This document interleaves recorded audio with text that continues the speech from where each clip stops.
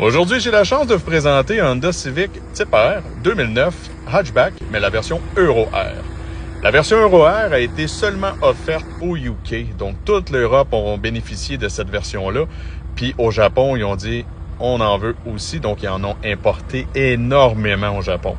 Il y a plusieurs différences avec la EP3 qui était le modèle juste avant et la FD2 qui ont fabriqué au Japon. Donc, vous l'avez probablement vu dans mes présentations sur Facebook. Une FD2, c'est la Civic Type R 4 portes dans les mêmes années, mais qui est pas du tout pareil, en fait, ni d'extérieur, ni d'option. Donc, rapidement, la Civic Type R hatchback a un look exclusif à l'Europe. Pour l'intérieur, les Type R, c'est toujours pareil. Donc, l'intérieur rouge sur un fond noir. On a toujours les mêmes qualités de banc. Donc, au préalable, c'était Recaro qui faisait la production pour Honda, pour les Type R exclusivement. Pour cette version, Honda ont décidé d'imiter, si on veut, ce qu'ils avaient fait de bien dans la Honda S2000. Donc, ils ont mis un push start pour démarrer. Fidèles à leurs habitudes, Honda ont fait une ligne d'échappement sport sur la Type R qui sonne franchement très très bien. Et ils ont ajouté aussi ce qu'on appelle un launch.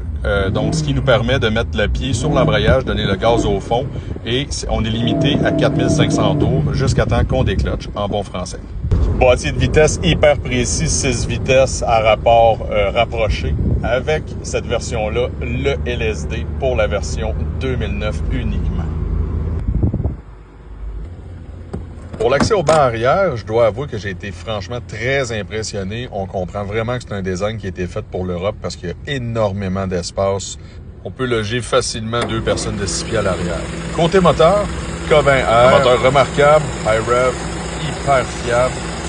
Mais le seul point différent versus le JDM, c'est que celui-ci, il est tuné, donc c'est 201 HP versus 220.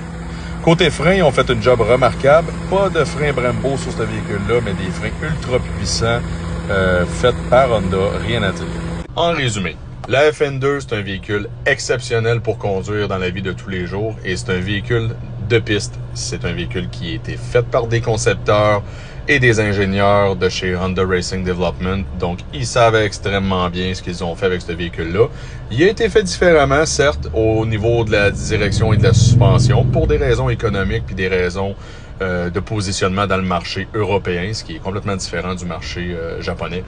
Par contre, c'est un excellent véhicule. Il est super agile, super précis en virage, pas de sous-virage, rien à dire sur la suspension qui est d'ailleurs très bien calibrée.